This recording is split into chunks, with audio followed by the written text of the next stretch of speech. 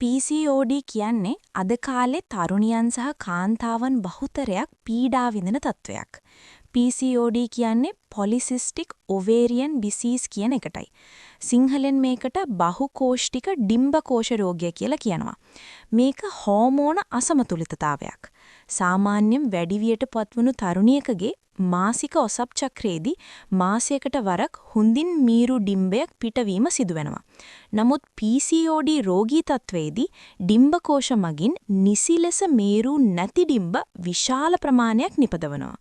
කාලයත් එක්ක මේවා කුඩා දියර පිරුණු ගෙඩි හෙවත් සිස්ට්ස් බවට පත්වෙනවා. මේ හේතුව නිසා ඩිම්බකෝෂ ටිකක් විශාල වෙලා සිරුරි තිබිය යුතු පුරුෂ හෝමෝන ප්‍රමාණය අනවශ්‍ය විදිහට වැඩි වෙන්න පටන් ගන්නවා. මේ නිසා අපේ සිරුරේ විවිධ වෙනස්කම් ඇති වෙනවා. මෙහි රෝග ලක්ෂණ, ඇතිවිය හැකි අහිතකර බලපෑම් සහ ගත යුතු ක්‍රියාමාර්ග ගැන මම ඊළඟ වීඩියෝ එකකින් කියන්නම්. මේ වීඩියෝ එක ෂෙයාර් කරලා තවත් කෙනෙක් දැනුවත් කරන්න. අපිව ෆොලෝ කරන්න.